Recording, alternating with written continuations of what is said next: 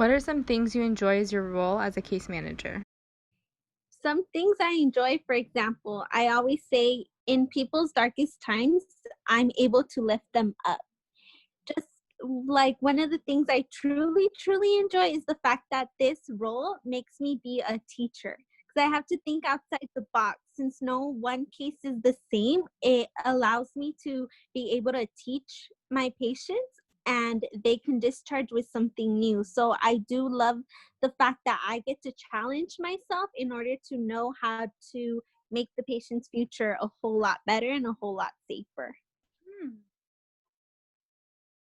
What education, licensing requirements, if any, did you need to hold your position as a case manager? In my case, in a skilled nursing facility, like I said, because of the employer preference, I was able to get in because of my nursing background. The requirements for case manager are Bachelor's of Science in Nursing, Master's Prepared Social Worker or MSW, or RN with current state licensure,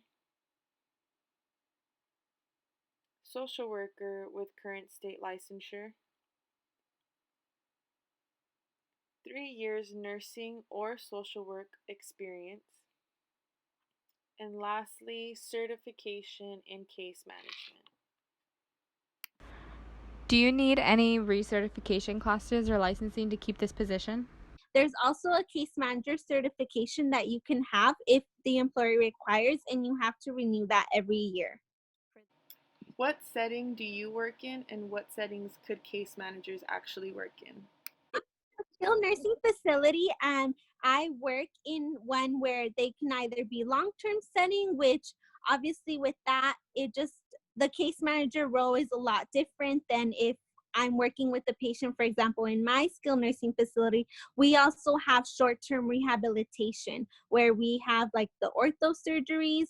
So it truly depends on just I guess you can say um, why the patient is there. So the setting that I work in is a skilled nursing facility, long-term / short-term rehabilitation. And I would like eventually to move on to a hospital setting. So that's the goal. What specific population do you work with? Be the geriatric and specifically the orthopedic surgeries patients. What does a typical day for a case manager look like? Basically, it's mostly meetings. Good morning, Myra. Miss Myrtle Smith is actually ready in the conference room for her care plan meeting. Okay, sounds good. I'll be right there. Good morning, Myrtle. Today we will be having a meeting with the social worker, a nurse, case management, physical therapy, and occupational therapy. Few moments later. One eternity later. What are some challenges you've come across being a case manager?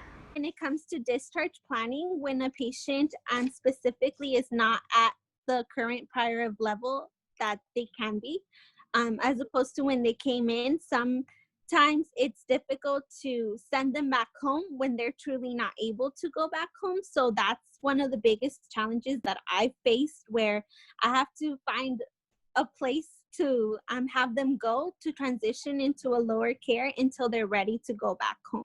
In your opinion, what makes an ideal case manager?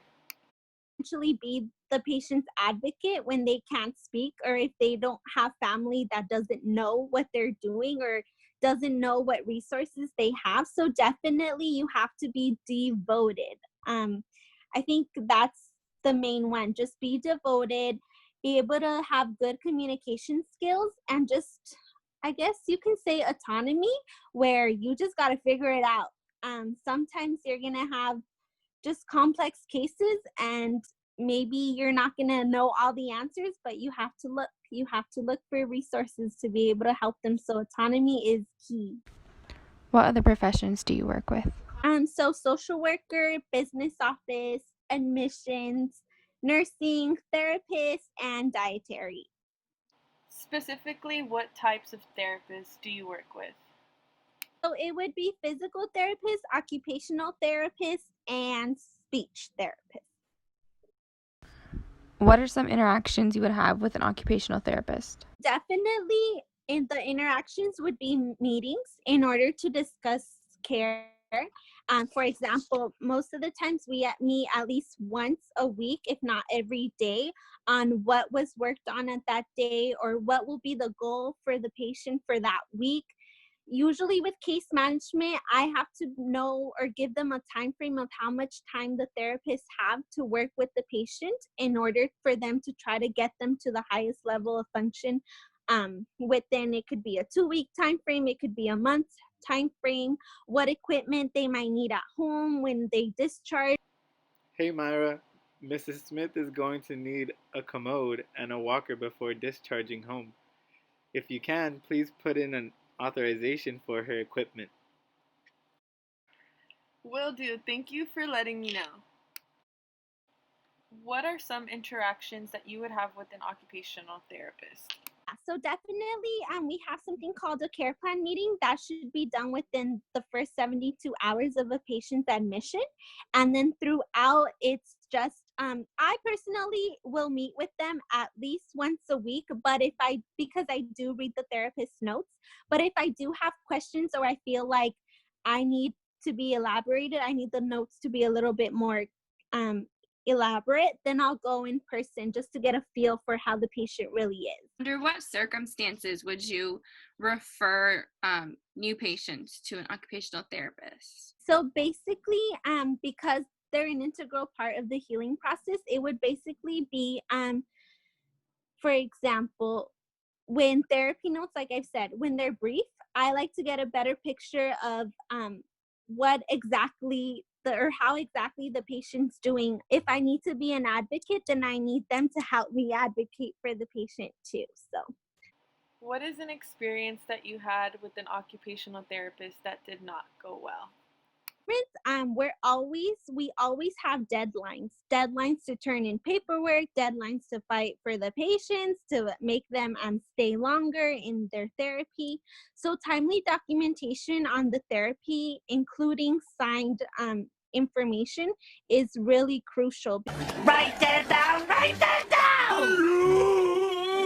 down! Because, for example, in this situation, the therapist was unaware that without this timely documentation, this was at 3:00.